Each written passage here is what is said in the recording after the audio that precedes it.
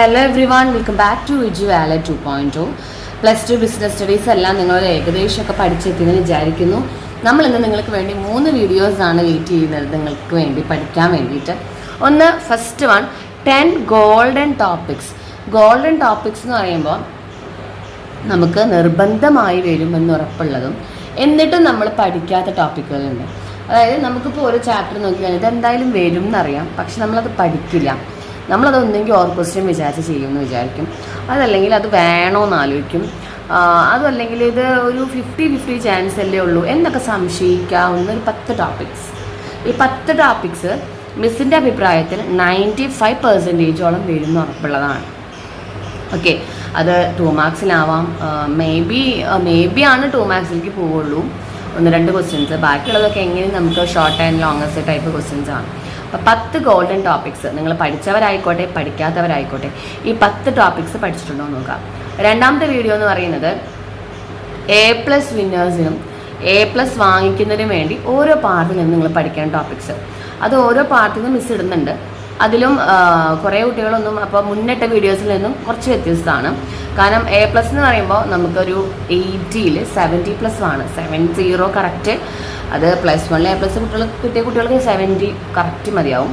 അല്ലാത്തവർക്ക് 1-2 മാർക്ക് കുറവുള്ളവർക്കൊക്കെ 70+ വാങ്ങണം. സോ ഓരോ പാഠത്തിൽ നിന്നും A+ ക്വസ്റ്റ്യൻസ് അവോയ്ഡ് ചെയ്തിട്ട് നമ്മൾ വീഡിയോസൊക്കെ ഇട്ടിട്ടുണ്ടായിരുന്നു. ആ ഒരു വീഡിയോ നിങ്ങൾക്ക് ഷെയർ ചെയ്യുന്നുണ്ട്. മാത്രമല്ല, ഫൈനലി ഇന്നത്തെ ഒരു ദിവസത്തെ ലാസ്റ്റത്തെ നമ്മുടെ വീഡിയോ എന്ന് പറയുന്നത് all the topics that cover definitely in your business studies exam. Business studies എക്സാമിന് നിങ്ങൾ കവർ ചെയ്യേണ്ട എല്ലാ ടോപ്പിക്സും വിത്ത് ആൻസേഴ്സും ജസ്റ്റ് റിവിഷൻ ക്ലാസ് പോലെ. ഓക്കെ, അപ്പോൾ അതിലെ ഫസ്റ്റ് വീഡിയോയിലേക്ക് നമുക്ക് കിടക്കാം. നിങ്ങൾ നമ്മുടെ ചാനൽ ആദ്യമായിട്ടാണ് കാണുന്നത് എങ്കിൽ ലൈക്ക് ചെയ്യാനും ഷെയർ ചെയ്യാനും സബ്സ്ക്രൈബ് ചെയ്യാനൊന്നും മറക്കരുത് കേട്ടോ. ഫസ്റ്റ് ക്വസ്റ്റ്യനിലേക്ക് കിടക്കാം. Explain scientific management techniques. Scientific management techniques നമ്മളോട് ചോദിക്കും. 5 മാർക്കിന്, 6 മാർക്കിന്, ദെൻ ഇതിൽ തന്നെ ഓരോന്ന് 20 മാർക്കിന് അപ്പോൾ നമ്മളോട് ചോദിക്കും.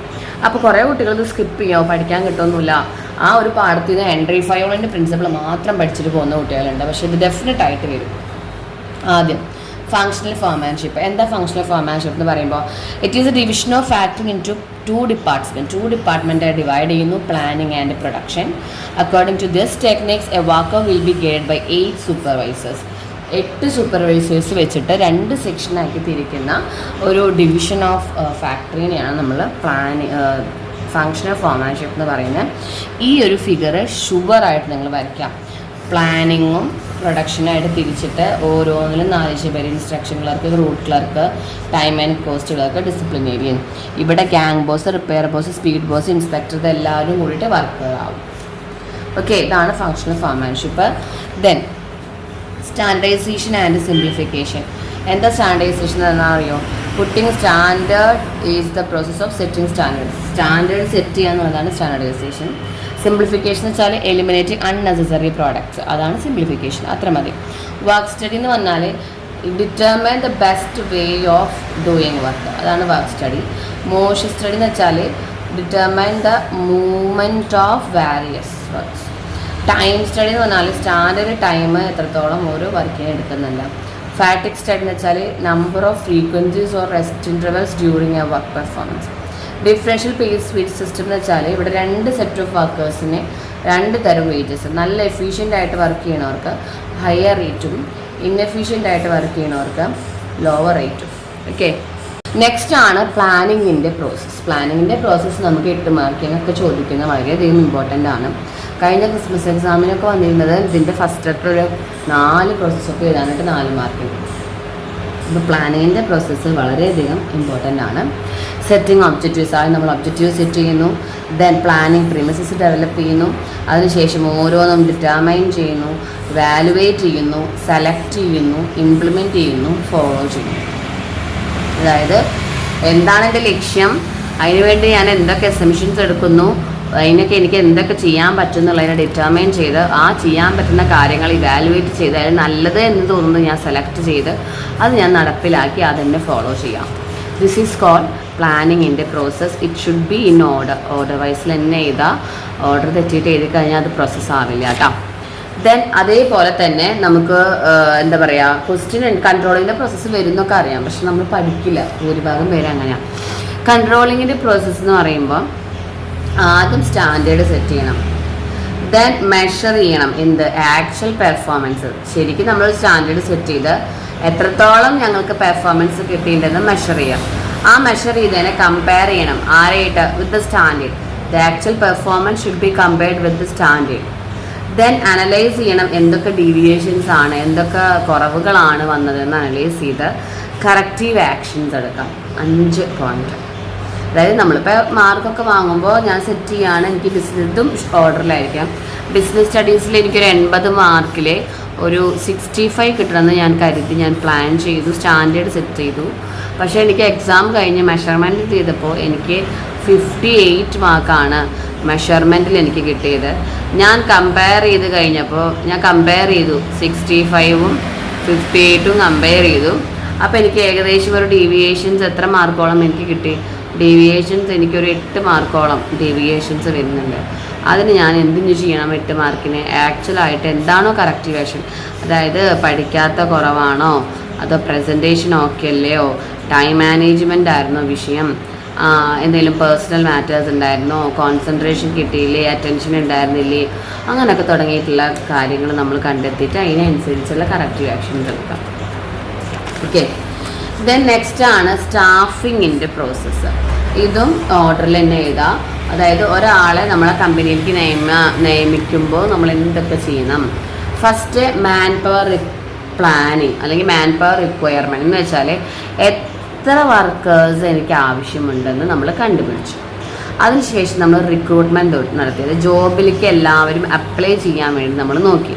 അതിൽ നിന്ന് നമ്മൾക്ക് ആവശ്യമുള്ള, അതായത് ഇപ്പോൾ നമുക്കൊരു 10 പേരെ ആവശ്യമുള്ളൂ, പക്ഷേ റിക്രൂട്ട്മെൻറ്റ് വഴി നമുക്കൊരു 1000 ആൾക്കാരുടെ വാക്കൻസിക്ക് 1000 ആൾക്കാരുടെ എന്ത് വന്നു, നമുക്ക് റിക്രൂട്ട്മെൻറ്റ് വന്നു കഴിഞ്ഞാൽ ആവശ്യമുള്ള 10 പേരെ സെലക്ട് ചെയ്യും. അതിനുശേഷം അവർക്ക് കറക്റ്റ് ജോബ് കൊടുത്തിട്ട് പ്ലേസ്മെൻറ്റും ജോബിനെ കുറിച്ചിട്ട് അവർക്ക് പറഞ്ഞു കൊടുത്തു. ദെൻ അവർക്ക് ട്രെയിനിങ്, നിങ്ങൾ എന്ത് ജോലിയാണ് ചെയ്യേണ്ടത് എന്നുള്ള ട്രെയിനിങ് ചെയ്തു കൊടുത്തു.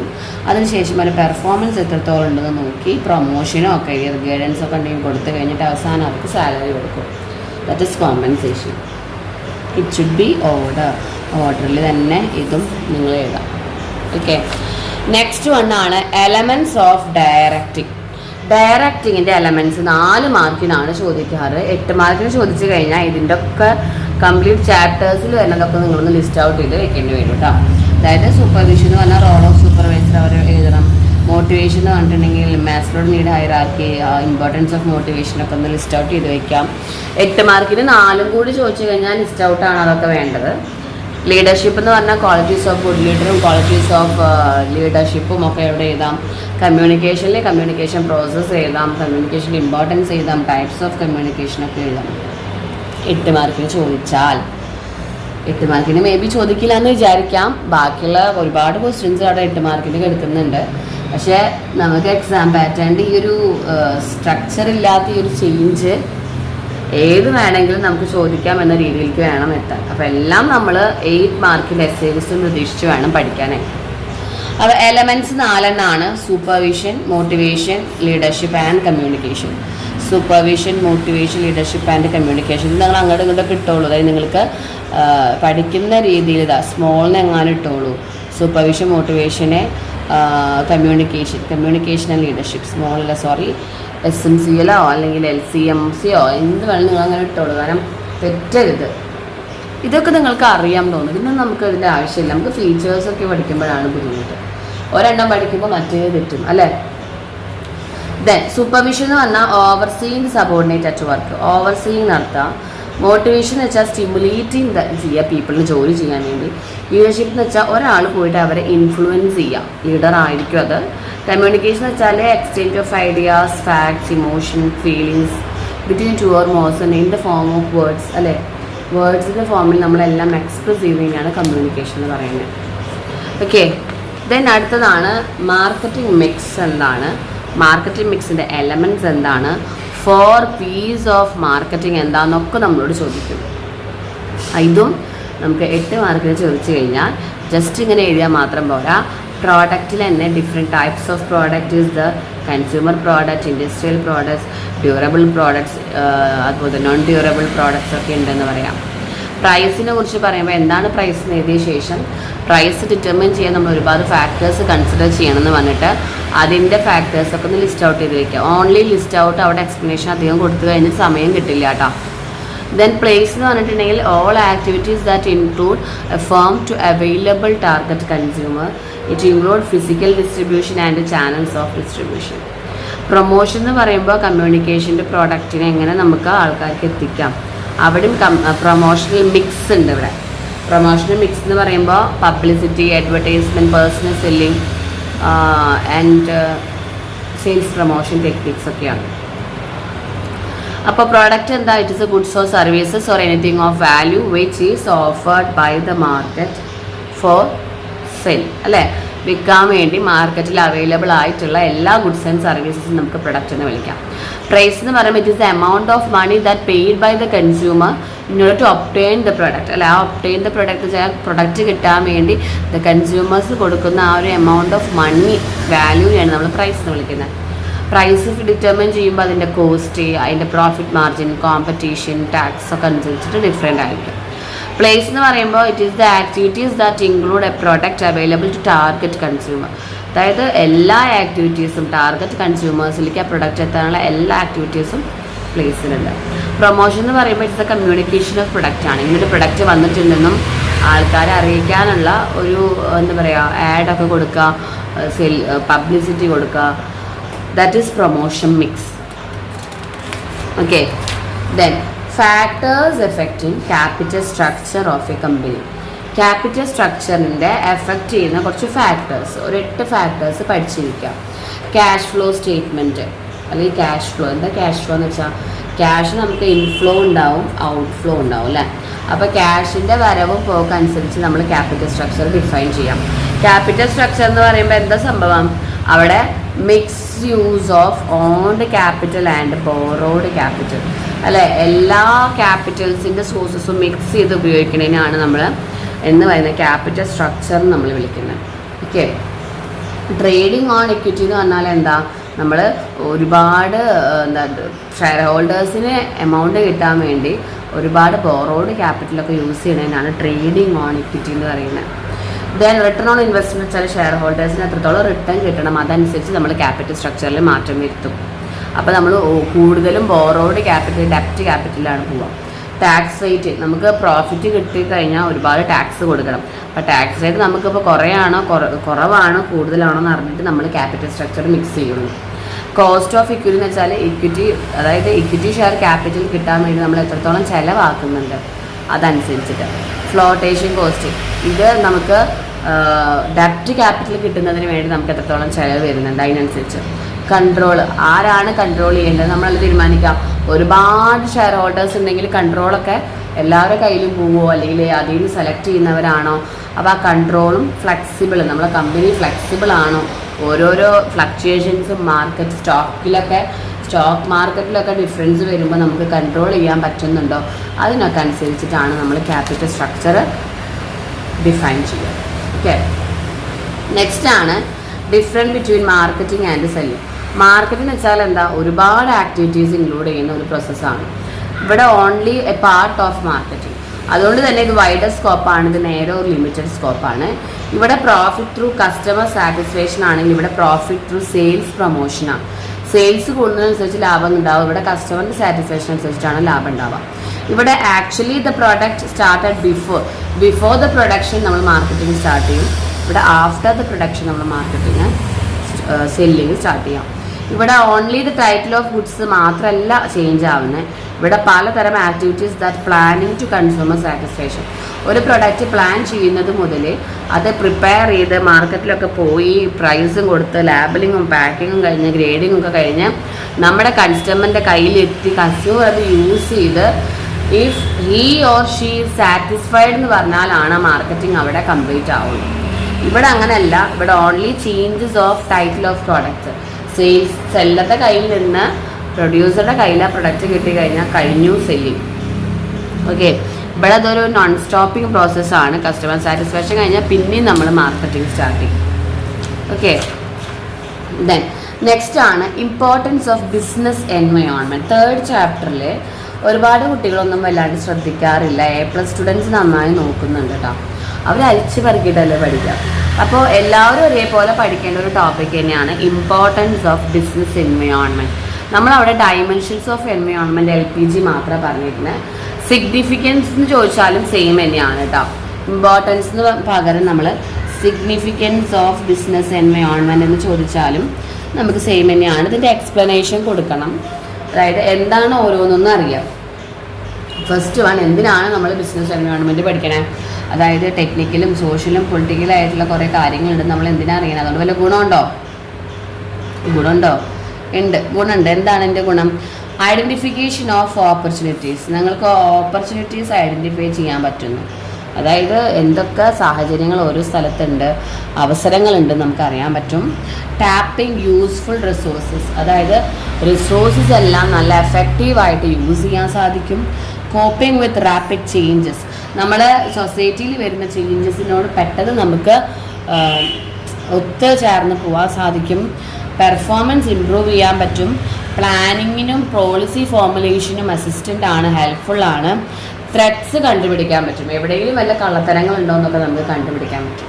അതിൽ നമുക്ക് ചുറ്റുമുള്ള ഈ എൻവയോൺമെൻറ്റ് അറിയണം. റിസോഴ്സസ് യൂസ് ചെയ്യാൻ പറ്റുന്നു, ഓപ്പർച്യൂണിറ്റി അറിയാൻ പറ്റും, ചേഞ്ചസ് വന്നാൽ നോക്കാൻ പറ്റും, പെർഫോമൻസ് കൂടാൻ പറ്റും, പ്ലാനിങ്ങിനും പോളിസീസിനും ഹെൽപ്ഫുൾ ആവുന്നു. ദെൻ ത്രെഡ്സ് ഉണ്ടെങ്കിൽ കണ്ടുപിടിക്കാൻ പറ്റുന്നു. ഒരു 5 എണ്ണം പഠിക്കുക കേട്ടോ. ദെൻ നെക്സ്റ്റ് ആണ് responsibility of A consumer. Rights അല്ല, റൈറ്റ്സ് ഓഫ് കൺസ്യൂമർ എന്ന് പറഞ്ഞാൽ കൺസ്യൂമറിന് എന്തൊക്കെ റൈറ്റുകൾ ഉണ്ട് എന്നുള്ളതാണ്. റൈറ്റ് ടു ചൂസ്, അതൊക്കെ നമ്മുടെ അവകാശങ്ങളാണ് right of consumer. Responsibility of consumer എന്ന് പറഞ്ഞാൽ എന്താ? റെസ്പോൺസിബിലിറ്റി എന്ന് വെച്ചാൽ നമ്മുടെ ഉത്തരവാദിത്യങ്ങൾ. നമ്മൾ മെയിനായിട്ട് പോയിട്ട് കുറേ എക്സ്പ്ലോയിറ്റേഷനിൽ പോകരുത്. നമ്മൾ കുറച്ച് കാര്യങ്ങളൊക്കെ ശ്രദ്ധിക്കാനുണ്ട്.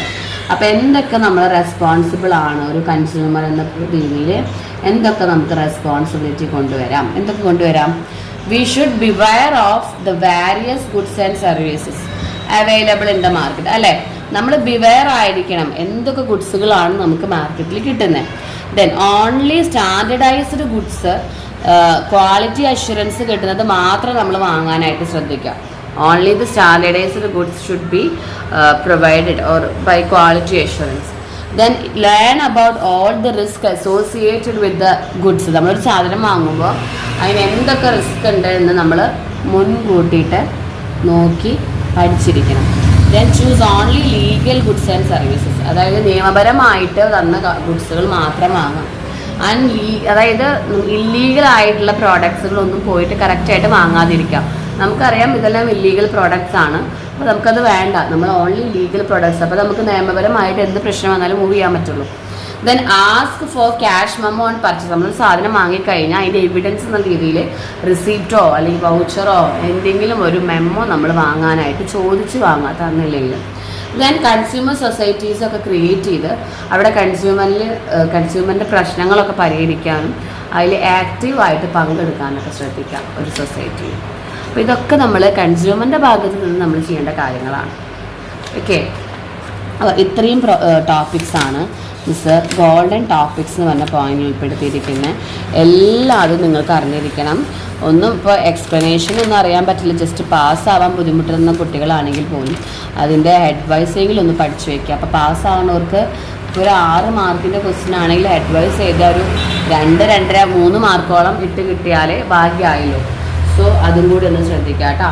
സോ അടുത്ത വീഡിയോയ്ക്ക് വേണ്ടി വെയിറ്റ് ചെയ്യുക, നന്നായി പഠിക്കുക. Okay dear students, thank you so much.